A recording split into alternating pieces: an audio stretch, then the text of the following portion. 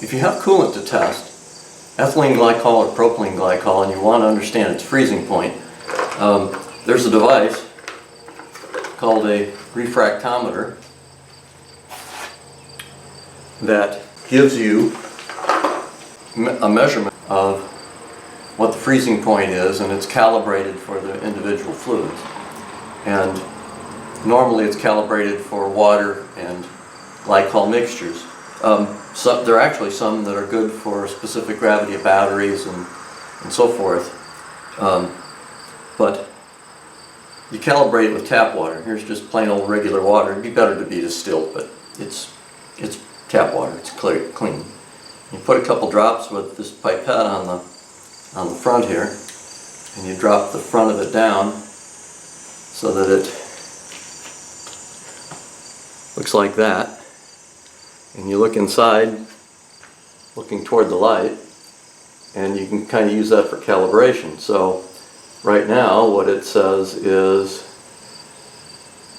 straight water is at 31 degrees. It's just below the freezing point, water line.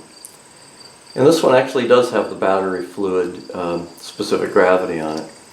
Let me see if I can give you a closer look. So if we put this in place, you can see the scales. There's the glycol scales. Here's ethylene glycol scale. There it would be straight water, 32 degrees, 0%. And you can see the line is off just a hair. I could probably correct it, but that's pretty doggone close on either side. And it's fairly easy to go to a parts store and find a device to measure ethylene glycol antifreeze, but it's harder to find one that does propylene glycol. So when I'm trying to check freeze points for the boat or camper, and I want to know what the mixture is and trust it, this little device works really nice. So we get some glycol right out of the bottle, and we put a few drops here on the front end. Now if this was battery acid, you'd want to be really careful, but you take that and you push it down so you kind of get the bubbles out of it. You look this way.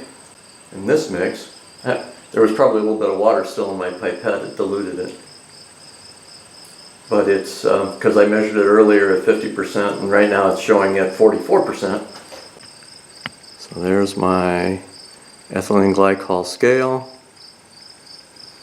Back up a little bit here. There we go.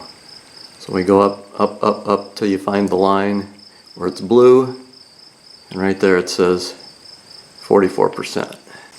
Make sure I get all the water off of that. And try it one more time.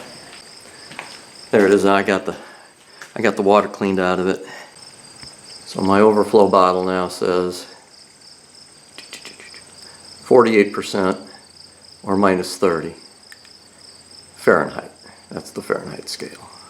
It's a handy little device, not terribly expensive, much more accurate than some of the little floating ball hydrometer type devices that you get. So that's a good one.